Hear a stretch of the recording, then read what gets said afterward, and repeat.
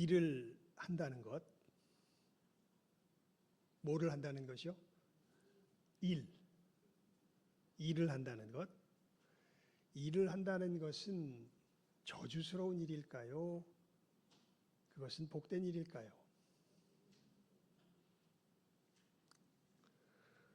이게 참 여러분 우리 조선 시대도 그렇고 그리스 신화에서도 그렇고 그리스 사람들의 정신에서도 그렇고요. 사실 우리들 삶 속에서도 보면 만약에 먹고 살 수 있는데 일을 안 할 수 있는 게 더 좋습니까? 일 안 해도 먹고 살 수 있어요. 그러면 일 하는 게 좋은 건가요? 일 안 하는 게 좋은 건가요? 일 할래요? 안 할래요? 할래요? 사실 우리의 인식 속에서는 일을 안 하는 게 좋죠. 예. 일하는 것보다 일 안 하고 놀러 가는 게 좋잖아요. 그렇잖아요. 그렇죠? 그래서 그렇게 일도 안 하고 잘 먹고 잘 사는 사람 보면 우리 마음이 아이고 저 불쌍한 사람 그렇습니까? 아이고 부러워 죽겠네 그렇습니까? 솔직히 말해봐요. 부러워요? 불쌍해요? 부럽죠. 그렇죠. 자, 다시 묻습니다. 일 한다는 게 축복스러운 일입니까? 저주스러운 일입니까? 우리 마음을 잘 살펴보시면서 대답해 보시기 바랍니다. 축복일까 저주일까? 예. 근데 실질적인 우리 인식 속에서는 사실은 저주스러운 것이라고 생각하는 경향이 훨씬 더 큽니다. 사실 창세기에 보게 되면 수고하고 일하는 것에 대해서 좀 부정적으로 표현된 것처럼 보이죠.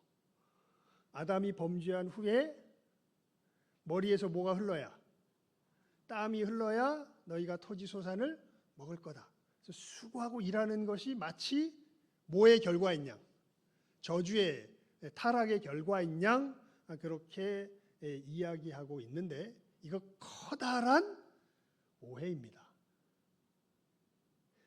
여러분 성경에는요. 그래서 이 좀 비교를 할 필요가 있습니다. 그리스 신화 있죠. 그리스 신화. 헤시오도스가 하는 이 그리스의 고대 신이 있었는데 이 사람이 그 당시까지의 삶을 이제 역사적으로 이렇게 5시대로 나눴다 그래요. 황금 시대, 은 시대, 청동 시대, 영웅 시대, 철 시대. 네, 구체적으로 설명하기에는 좀 그렇고 이 황금 시대가 제일 좋은 시대예요. 신과 인간들이 같이 함께하던 시대. 그리고 이제 은 시대부터는 막 이 신들과의 어떤 갈등 속에서 이 전쟁들이 일어나고 인간들끼리 싸우고 이러면서 점점 더 세상이 험악해지고 타락해져 가는 것으로서 이제 이 헤시오도스라고 하는 사람이 그 인류의 역사를 그렇게 이해를 하고 사람들에게 알립니다. 근데 거기에 제일 좋은 시대인 황금 시대에 보면 근데 이 신과 인간들이 함께 어울려서 조화롭게 살아가는 시대가 황금 시대라고 이야기를 하는데 그때 보면 인간들의 그 지복, 복에 이른 상태를 어떻게 표현하냐면 노동과 고통이 없는 삶. 뭐가 없는 삶? 노동. 그래서 여러분 이 그리스 철학이나 이런 것을 보게 되면은 철학자들은 사실은 뭘 안 하는 게 좋냐면 일을 안 하는 게 좋은 겁니다. 일은 누구에게 시키면 돼요? 노예에게 시키면 돼요. 노예에게 시키고 일을 안 하는 것이 진짜 그리고 이 진리를 묵상하면서 명상하는 것만이 진짜 복된 삶이다. 이런 식의 이 인식이 그들 가운데 있습니다. 근데 사실 여러분 우리 조선 시대도 그렇죠. 양반들 뭐 안 해요? 일 안 하죠. 일은 누구만 하는 거예요? 쌍놈들이나 하는 거죠. 양반들은 성략을 살피면서 고상하게 삶을 살아가야죠.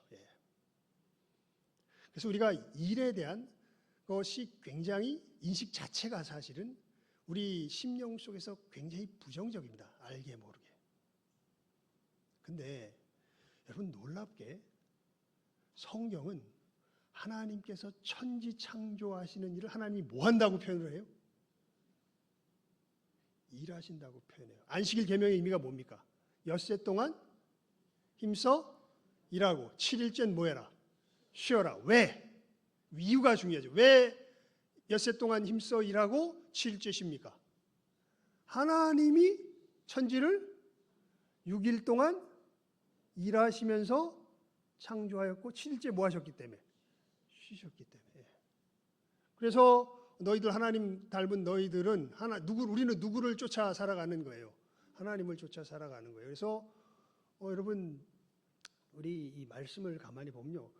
일하는 것은 우리의 존재의 본질적인 영역과 이렇게 맞닿아 있습니다. 그러니까 사람은 누구를 닮은 존재이기 때문에 하나님을 닮은 존재이기 때문에 그렇다는 것은 뭘 하는 존재라는 거예요. 사실은 일을 하는 존재라는 거예요. 일을 하는. 예.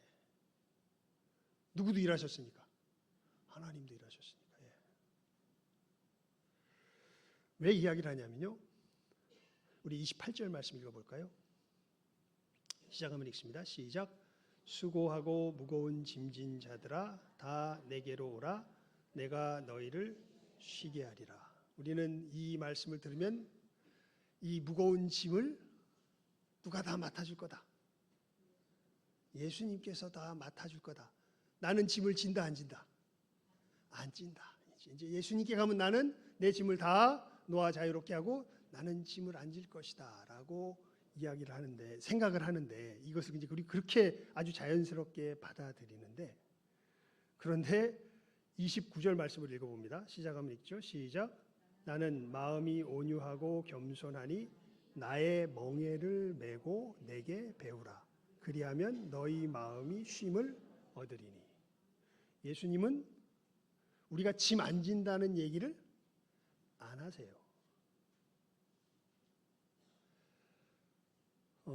여러분 이 부분에 있어서 우리 믿음의 사람들이 이 부분에 우리 인식을 확고히 할 필요가 있습니다. 여기 표현된 대로 하면 수고하고 짐을 지는 것은 우리 인생에 있어서 이것은 내가 뭐 안 할 수 있으면 안 하고 뭐 내가 그러는 성격의 것이 아닙니다. 누구든지 뭐 하게 돼 있어요? 이 표현 그대로 말하면 수고하고 짐을 지게 되어 있습니다.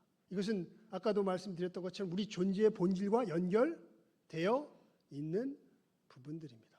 그러니까 일단 착각하지 마세요. 야, 내가 예수를 믿으면 예수님께서 내 짐을 다 져주셔서 나는 아무것도 안 져도 돼. 아닙니다. 우리는 존재 자체가 수고하고 짐을 지도록 되어 있습니다. 여기서 착각하시면 안 돼요. 사람들 보면요, 다 자기 연민에 어느 정도 빠져 있습니다. 딱 얘기를 하는 거 보면, 아유, 저 사람 인생만 같았어 봐. 나는 이래서 나는 불쌍해. 뭐 이런 식의 다 뭐가 있어요? 자기 연민이 있어요. 이거 보면 어떻게 보면 굉장히 우리가 말씀을 통해서 이런 부분들을 통해서 보게 되면요, 이게 되게 어리석은 생각이에요.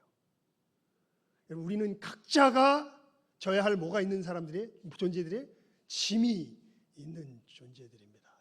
짐을 지고 나아가도록 되어 있는 게 우리 인생이에요. 누구도 그렇게 하셨다고요? 하나님도 그렇게 하셨다고요. 그래서 그 쉼이라는 게 참 놀랍죠. 하나님이 이 쉼은 어떻게 보면 일과 대척점에 있는 것처럼 보이지만 일과 뗄래야 뗄 수가 없습니다. 일을 한 다음에야 뭐가 와요? 쉼이 와요. 그래서 일과 쉼은 어떻게 돼 있어요? 말씀해 보면 그대로 연결이 되어 있습니다. 그래서 우리가 좀 마음을 여기서는 좀 새롭게 할 필요가 있습니다. 짐을 지는 건 뭐한 거구나. 당연한 거구나. 짐을 지는 건 어떤 거다? 당연한 거구나. 여러분, 각자 인생의 짐들 다 있죠? 그거 지고서 거의 대부분 뭐 저도 그렇고요. 막 그 힘들고 어려울 때는 사실은 살 의욕도 그 짐 때문에 어떻게 될 때가 많아요. 꺾일 때가 많지요. 하지만 일단 오늘 말씀을 통해서 이 가장 근본적인 원리를 우리가 확실하게 될 필요가 있습니다. 인생이 짐을 지는 것은 어떤 거다? 당연한 거다. 당연한 거다. 그래서 예수님께서 이렇게 말씀하셨어요. 그래서 짐진 자들아 내게로 오라 그렇게 말씀하시고 네 짐을 없애주겠다 이렇게 말씀 안 하시는 거예요. 오히려 뭐라고 말씀하세요? 예수님께서 오늘 일단 말씀만 우리 살펴봅시다. 야, 수고하고 무거운 짐 진다. 짐 지고 힘들자. 힘든 건 맞아. 짐을 져야 되는 존재면 힘든 건 맞아. 그래서 수고하고 무거운 짐 진 자들아, 예수님께서 부르셔서 우리 눈이 귀가 번쩍 뜨요. 와, 나 정말 힘든데, 나 정말 수고하고 짐 졌는데, 와, 예수님께서 이런 나를 알아주시고 나를 불러주시네. 예수님께 오라 그러네. 그래서 일단 우리는 뭐 오해긴 하지만 이 짐이 없어질 줄 알고 주님 앞에 나아가는데 주님이 뭐라 그러세요? 29절에서 함께 읽습니다. 시작. 나는 마음이 온유하고 겸손하니 나의 멍에를 메고 내게 배우라. 그리하면 너희 마음이 쉼을 얻으리니. 그러니까 핵심을 이야기하면 너희들 그 수고하고 무거운 짐 진 것, 짐을 엉뚱하게 지고 있어서 그렇게 수고하고 힘들다. 짐을 지려면 누구에게 배워서? 내게 배워서 누구처럼 질 줄 알아야, 나처럼 질 줄 알아야, 그래야 너희가 뭐를 얻는다? 쉼을 얻는다. 그 이야기를 오늘 말씀 속에서 예수님께서 하고 계시는 것이죠.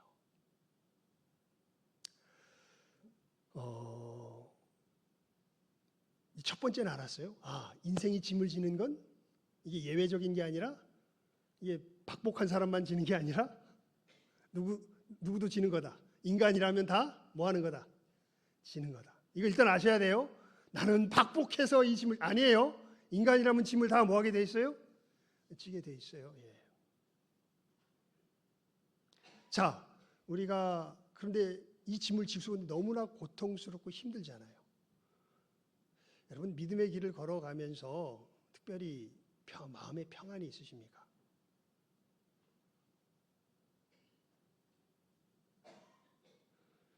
똑같이 길을 걸어가는데, 믿음의 길을 걸어가는데, 여러분, 제가 제 인생을 이렇게 믿음의 길을 걸어온 인생을 돌아보면요, 그러니까 대학교 2학년 때 그 십자가의 은혜를 진실하게 제대로 깨달아 알게 된 다음부터 지는 짐의 무게는 달라진 게 없습니다.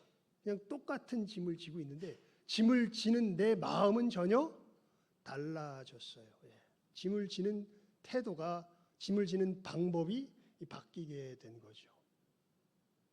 예수님께서 말씀하신 것이 무엇인지를 알게 되고 그것을 따라가게 될 때, 여러분 참 그 똑같은 짐인데 그것을 지고서 뭐를 누릴 수 있어요? 쉼을 누릴 수 있습니다. 예. 도대체 어떤 걸까요? 사실 이 말씀은 11장 전체와 연결되어 있는 말씀인데, 11장 전체의 말씀은 가만히 보게 되면은 이 세대와 오는 세대를 구별을 합니다.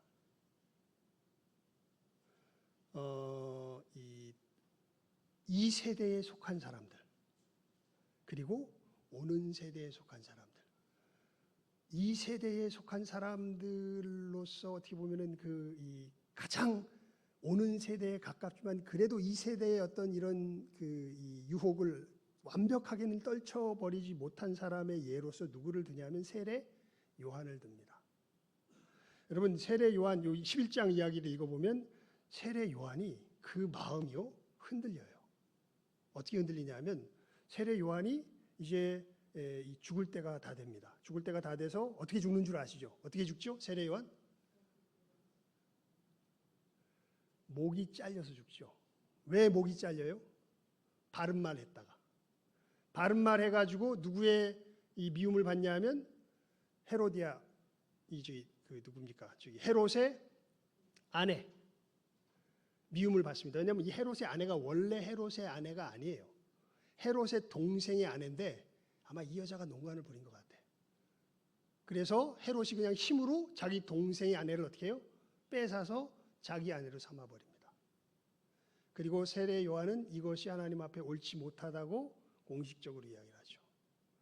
그런데 재밌는 건 성경을 보면요, 헤롯은 그 말이 아프면서도 어떻게 느껴지냐면 달게 느껴져요. 그래서 그것을 내심 이렇게 이게 받아들이려고 합니다. 그런데 누구는 못 받아요. 이 헤로디아는 못 받아요. 그래서 호시탐탐 뭐 할 기회를 노려요? 죽일 기회를 노려요. 왜냐하면 얘는 워낙 영향력이 센 사람이라 얘가 말하는 것이 사람들에게 알려주고 그러면 자기 명예가 어떻게 되겠습니까? 호시탐탐 죽일 기회를 노리다가 자기 딸의 춤을 기회로 해가지고 이제 무엇이든지 손 다 들어주겠다. 헤롯이 사람들에게 이야기하니까 이 딸이 낼름 엄마한테 가서 엄마 무슨 소원을 빌까요? 물어보니까 엄마가 세례 요한의 목을 달라 그래라. 그래가지고 세례 요한의 목이 댕금 어떻게 돼요? 잘려가지고 죽어요. 예. 그러니까 아마도 세례 요한이 이 은혜가 있는 사람이기 때문에 자기의 삶이 멀지 않은 것을 안 것 같아요. 그러면서 세례 요한이 예수님께 자기 제자들을 보냅니다. 뭐라고 이야기하면서 보내냐면 우리가 기다리는 이가 당신입니까? 아니면 다른 이를 기다려야 하리이까? 여러분, 세례 요한이 이스라엘에게 예수님을 소개한 사람이 누구예요? 세례 요한이에요. 근데 세례 요한이 죽을 때가 돼가지고 예수님께 뭐라 그래요? 우리가 다른 이를 기다려야 합니까? 당신이 그 사람입니까? 즉 세례 요한이 지금 누구에 대해서 의심이 생긴 거예요? 예수님에 대해서 의심이 생긴 거예요. 그래서 예수님께서 이렇게 이야기합니다. 너희가 무엇을 보려고 광야에 나갔더냐? 바람에 흔들리는 갈대냐? 무엇을 보려고 나갔더냐? 부드러운 옷 입은 사람이냐? 그들은 궁정에 있다. 선지자를 보기 위하여서 나갔더냐? 맞다. 선지자보다 더 나은 자다. 세례 요한에 대해서 그렇게 칭찬을 하죠. 여인이 낳은 자 중에 이보다 큰 이가 없다. 이렇게 크게 예수님께서 칭찬을 하시면서 마지막에 이런 말씀을 하세요. 그러나 천국에서는 극히 작은 자라도 누구보다 크다. 세례 요한보다 크다. 그러면서 예수님께서 무엇에 대해서 이야기하냐면 이 세대를 무엇으로 비유할까 하면서 이 세대에 대한 이야기를 합니다. 그래서 이 세대에 대한 이야기 여러분들 기억하시죠? 이것은 우리가 성경을 좀 성경이 말하는 대로 이해할 필요가 있습니다. 대학을 안 나와도요, 정말 성경을 진지하게 읽는 사람은요, 대학 나온 사람보다 훨씬 더 똑똑해질 수 있습니다. 왜냐하면 성경의 이야기 자체가 이게 얕은 이야기가 아니에요. 굉장히 깊이 있게 여러 가지 것들이 중첩되어서 담깁니다. 이런 것들 쫓아가 보면 머리가 나빠질 수가 없습니다. 예수님께서 세례 요한에 대해서 이렇게 말씀하신 다음에 이 세대에 대한 이야기를 하세요. 이 세대의 특징을 뭐라고 이야기하냐면 장터에 앉아서 동무들을 향하여 우리가 피리를 불되 너희들은 어찌하여 춤추지 아니하느냐. 우리가 애곡을 하는데 너희들 어찌하여 애곡하지 아니하느냐. 이 세대가 딱 이와 같다. 이렇게 얘기하면서 세례 요한은 와서 먹지도 않고 마시지도 않으며 귀신 들렸다 하고 나는 와서 사람들과 어울려서 잔치하고 먹으니까 탐식자라고 하는구나. 그러니까 이 세대의 사람들이 세례 요한은 보니까 하나님을 섬기는데 너무 금욕적이야. 저렇게 어떻게 하나님을 섬길 수가 있어? 저건 귀신 들린 것처럼 보여. 예수님은 아예 금욕적인 것 자체가 보여요? 안 보여요? 안 보여요. 즉 누구 기대에 안 맞아요? 자기들의 기대에 전혀 맞질 않아요. 그러니까 그대로 뭐예요? 거부해버려요. 그게 뭐의 특징이에요? 이 세대의 특징이에요. 세례 요한이 왜 예수님을 의심하게 돼요? 누구 기대에 안 맞아요? 자기 기대에 안 맞아요.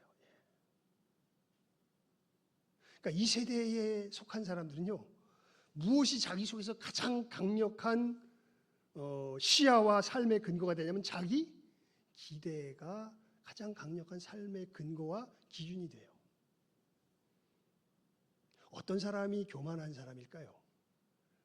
자기 기대가 강력한 사람들입니다. 여러분 가만히 보세요. 이게 참 이게 정말 지옥하고 직결되어 있는데 부부 싸움할 때 왜 싸움하냐면 어떤 영역에서는 이 기대를 상대방이 벗어나면 돼요, 안 돼요? 안 돼요. 그런데 어떻게 해요? 벗어나요. 그러면 뭐가 일어나요? 전쟁이 일어나요. 그러니까 우리의 이 갈등 속에 보면요, 그 가장 밑바닥에는 뭐가 서로 충돌하냐면 이 우리의 기대 심리가 충돌하는 것을 보게 됩니다. 그리고 이 기대가 강력하면 강력할수록 뭐라 그럴까요? 그 갈등과 이 전쟁의 크기는 점점 더 크고 깊어지는 것을 보게 됩니다. 근데 이 세대 사람들은 하나님도 뭐에 안 맞으면, 자기 기대에 안 맞으면. 여러분, 세례 요한이 누가 보내신 분이에요? 하나님이 보내신 분이에요. 예수님 누가 보내신 분이에요? 하나님이 보내신 분이에요. 근데 뭐에 안 맞아? 뭐에 안 맞아? 자기 기대에 안 맞아요. 그러니까 세례 요한더러는 귀신 들렸다 그러고, 예수님더러는 뭐라 그래요? 탐식자라 그럽니다.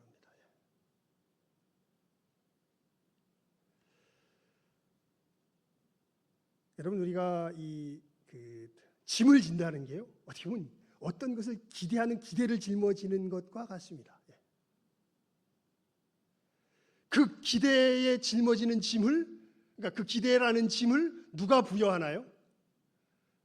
이 세대 사람은 누가 부여해요? 결국은 자기 자신이 부여해요.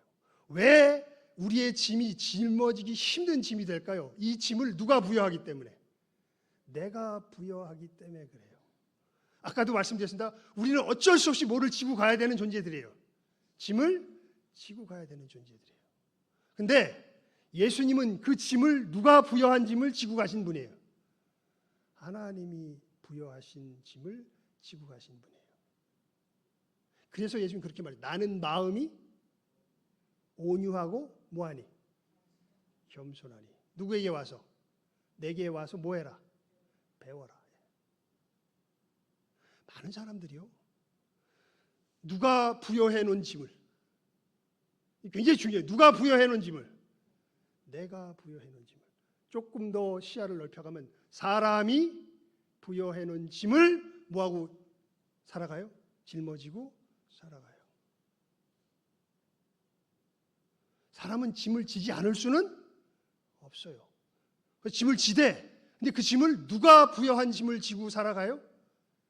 사람이 자기가 부여한 짐을 지고 살아가요. 그러면 반드시 우리는 어떻게 되게 될까요? 넘어지게 되어 있습니다. 지옥이 왜 지옥이에요? 누가 주인 돼서 지옥이에요? 자기 자신이 주인 돼서 지옥인 거예요. 근데 여러분, 하나님이 부여하신 짐을 지고 가면요, 짐을 진다라는 이 짐을 진 상태 자체는 없어지진 않아요. 그런데 이것은 우리에게 생명을 주는, 쉼을 주는 길로 연결이 됩니다. 왜냐하면 하나님께서 짐을 짊어지셨다면 그 끝을 누가 책임지세요? 누가 책임지세요?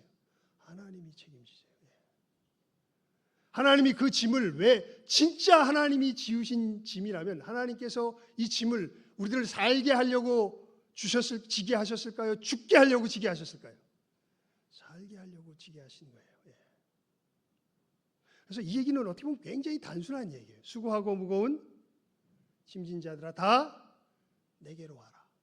왜? 우리는 어쩔 수 없이, 여러분, 제가 이 믿음의 길을 걸어가면서 수없이 보는 상황인데요, 뭐 말씀 어쩌고 저쩌고 하면서 결국 우리가 바리새와 되져가지고 하나님의 말씀이 있어도 이것을 자기가 이 말씀을 가지고 뭔가 쭈물딱쭈물딱 만들어내요. 그리고서 이게 하나님의 말씀이라 합시고 그 짐을 덜러덩 지고서 믿음의 길을 걸어갑니다. 그럼 어떻게 될까요? 무거운 짐을 나 홀로 지고 어떻게 돼요? 견디다 못해 쓰러지게 됩니다. 그래서 짐을 지려면 제대로 된 짐을 져야 되는 거예요. 오늘 말씀의 핵심은 그거예요. 짐을 지려면 어떤 짐을 져라? 제대로 된 짐을 져라. 누가 부여하는 짐을 져라? 하나님이 부여하시는 짐을 져라. 예수님께 배울 바가 그거죠. 우리 다시 한번 본문을 읽어볼까요? 함께 읽습니다. 28절에서 30절까지 함께 읽어봅니다. 시작하면 읽습니다. 시작.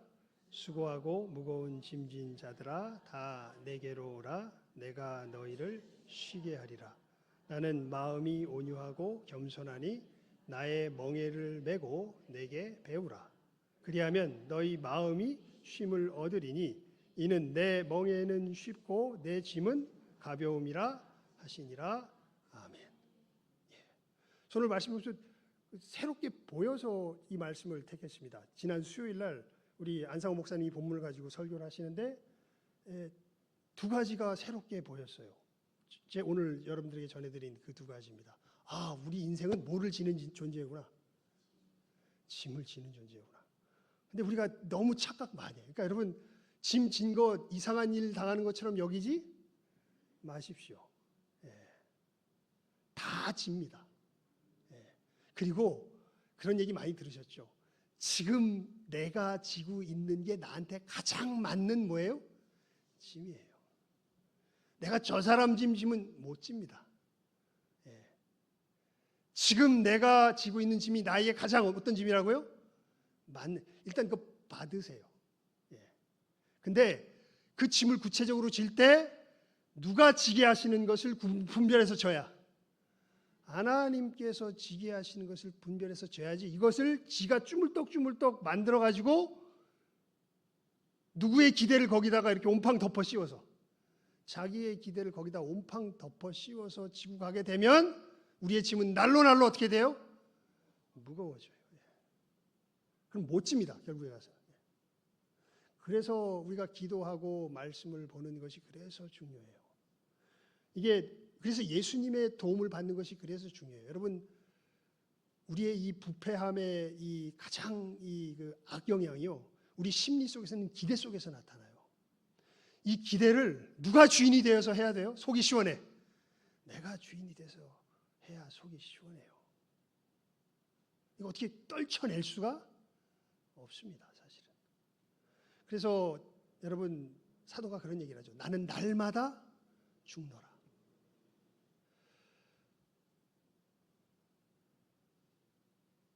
아무든지 나를 따라오려거든 자기를 부인하고 날마다 자기 십자가를 뭐하고 지고, 이 자기 부인이 가만히 보면요, 이 기대의 영역이에요. 누가 말씀하신 것을 우리가 마음에 안 들어도 누가 말씀하신 것을 우리의 기대로 삼아야,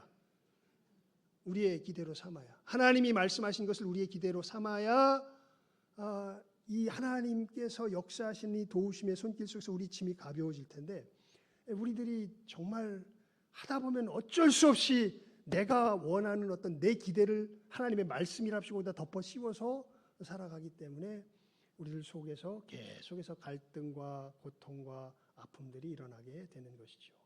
이거를 벗어날 수 있는 길은요, 예수님의 십자가의 은혜를 그 기대 속에 직접 받는 수밖에 없습니다. 그러니까 여러분, 하나님 앞에 정말 이런 부분에 있어서는 어떻게 보면 이 내 속에서 내 자신을 부인하는 진정한 기도의 씨름이 있어야 이게 해결이 돼요. 많은 사람들이 결국 여기 와서 뭘 듣고 가는 사람들이 실제로 많냐면 자기 기대를 듣고 가는 사람들이 굉장히 많아요. 은혜 받았다는 걸 가만히 분석해 보면요, 누구 기대가 만족됐다? 내 기대가 만족됐다. 근데 제가 볼 때 그건 은혜 받은 게 아니라, 죄송합니다, 저주받은 겁니다. 우리는 누구의 기대로 우리의 기대가 바뀌어야 돼요? 하나님의 기대로 우리의 기대가 바뀌어야 이게 은혜 받은 거예요. 그런데 많은 사람들이 누구 기대에 만족하는 것으로, 자기 기대에 만족하는 것으로 은혜 받았다고 이야기를 해요. 아닙니다, 여러분. 그렇게 되면 점점 우리 삶은 힘들어집니다. 이 씨름을 잘 싸우실 수 있길 바라요. 여러분, 주님께 나아갈 수 있길 바란다. 예수님, 제가 내 삶 속에서 짊어지고 걸어가야 할 그 구체적인 짐이 무엇인가요? 하나님께서 내게 주어주신 그 짐이 무엇인가요? 모르겠으면 뭐 하면 돼요? 모르겠으면 뭐 하면 돼? 물어보면 돼요. 응답하실까요? 안 하실까요? 안 물어봤죠, 여태까지. 제대로. 안 물어봤잖아. 그냥 지 생각 속에서 지지고 먹고 싸마다가 지가 결론 내고 말았지. 이거 진짜 하나님 앞에 물어봤어요? 제가 제 경험을 두고 단언할 수 있습니다. 진짜 진실하게 물어봤을 때 한 번도 대답 안 하신 적이 없으세요. 진짜로 내가 짊어져야 할 짐이 무엇인지 알게 하십니다. 그리고 그렇게 지고 가면 진짜 뭘 얻을까요? 쉼을 얻습니다. 진짜 쉬워요. 예, 진짜로. 여러분, 여긴 철저한 자기 부인이 동반됩니다. 왜냐하면 이게 정말 어려워요. 그래서 정말 주님의 십자가의 보혈이 우리 마음을 정케해 주셔야 해요. 정말 보혈의 은혜로 우리 마음이 씻겨져야, 그래야 뭐가 부인돼요? 자기 자신이 부인돼요. 이게 안 되면 이것을 붙들 수가 없어요. 왜냐하면 순간 튀어나오거든요. 뭐가 충족이 안 되면, 자기 기대가 충족이 안 되면 순간 튀어나오는 게 우리들의 본성이기 때문에 그렇습니다. 여러분, 이 분명한 두 원리, 우리는 뭐를 질 수밖에 없는 존재다? 짐을 질 수밖에 없는 존재다. 져야 한다. 그러니까 누가 지워주시는 짐을 져야 한다? 하나님이 지워주시는 짐을 져야 한다. 누구 기대로 짐을 질 게 아니라 내 기대로 짐을 질 것이 아니라. 이걸 누구에게 배우라고요? 예수님께 배우라고. 그게 오늘 말씀의 내용인 거죠. 이 분명한 참된 안식의 원리를 잘 깨달아 알고 우리의 삶 속에서 안식을 누리며 믿음의 걸음을 걸어갈 줄 아는 이 시간 함께하는 우리 모든 귀한 영혼들 다 될 수 있기를 주님의 이름으로 축원을 드립니다. 기도하겠습니다. 하나님 아버지 감사합니다. 저희들 정말 이 세대의 정신과 사상 속에서 우리가 짐을 져야 한다는 것을 아예 부담스러워할 때가 많이 있고, 또 짐을 지되 하나님께서 지워주신 짐을 져야 정말 참된 쉼이 있는데, 내가 만들어낸 내 짐을 짊어지고 걸어가며 우리의 삶 가운데 큰 고통을 당할 때가 많이 있습니다. 하나님, 저희들 주님의 이 보혈의 은혜 앞에 믿음으로 달려나가게 하여 주시고, 저희들 참으로 하나님께서 지금 내 삶에 지워주시는 그 짐이 무엇인지를 정말 겸손한 마음으로 배워서, 주님께 배워서 깨달아 알며, 다른 짐이 아니라 하나님께서 지워주신 이 복된 짐을 우리의 삶 가운데 짊어지고 가며 하나님께로부터 임하는 놀라운 평화와 안식을 누리며 나아갈 줄 아는 이 시간 함께하는 우리 모든 귀한 영혼들 다 되게 하여 주시기를 간절히 바라옵고 소원하옵고 축복하오며 모든 것 예수님 이름으로 기도드리옵나이다. 아멘.